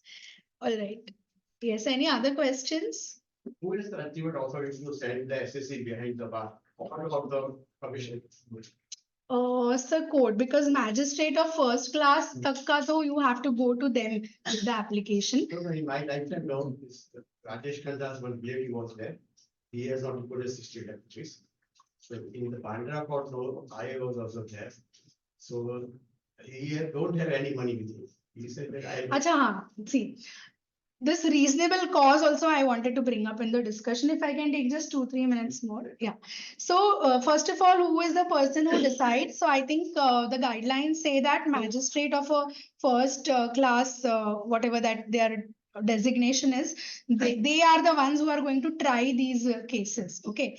In the Income Tax Act, they have specified कि हम किसके पास application लेके जा सकते हैं. Once that is applied and if they decide to go in for trial, then that magistrate of first class is that kind of courts will try these cases. Now, there are judicial decisions which say that in certain cases, if you establish reasonable cause, okay, then you can be saved from both prosecution and compounding also, because compounding paisa nahi hai to tum kya hi kar loge, right? Now, what is reasonable cause? So I have 1 or 2 rulings. So reasonable cause as usual is not defined, okay? But there are cases where if it is a sick industry or there are BIFR proceedings going on, insolvency hai, means पैसा ही नहीं है, तो compound कहाँ से करेंगे और jail भी जाना नहीं है, तो that can be established as reasonable cause. फिर अभी recent एक ruling आया है जिसमें COVID pandemic को भी they have held as reasonable cause. Because of the pandemic, the assessee was not able to deposit some 30-40 lakhs ka TDS on time. This is 2020 ka case, some high court ruling only, it is writ petition tha. So that also they have established as reasonable cause. ये दो तो मुझे याद है और कुछ let me see. Yeah. You have your BIFR sick industry insolvency issues तो आप attempt कर सकते हो. And COVID को उन्होंने benchmark है अपने लिए. So this is it. Circumstances beyond the control Of the assessee, which is usually how we go about it. For compounding, you have to apply to CIT. Sir वो competent authority defined है, सिर्फ CIT नहीं है, बहुत सारा PCCIT, CCIT है, हाँ, so 3 या 4 designations उन्होंने वो स्कीम में डाले हुए हैं, सारे मुझे याद नहीं है, but PCCIT and CCIT are there. वो जरूर उसके लिए जाके देखना होगा. चालू कर दे आज से compounding. सर हम जॉब करने वाले हैं, कहाँ प्रैक्टिस करते हैं. Yes. Anybody else has any other questions? Okay. Thank you. Thank you for the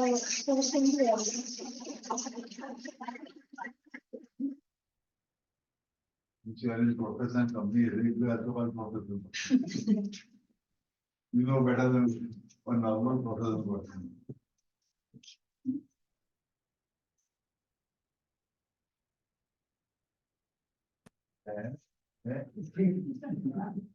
You have to enjoy your lecture.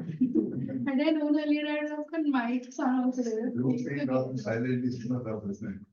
Yeah. Technically, उसके लिए clap करना चाहिए. So on behalf of the JB Nagar 30 Circle, I would like to propose a hearty vote of thanks to CA Prachi.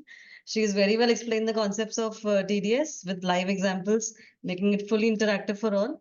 Thank you so much. Thank you for your presentation. Thank you all the members for being such a wonderful audience.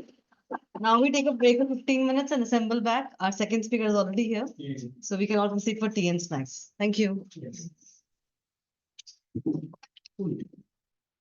Madam, what time is shortage of it? Thank you.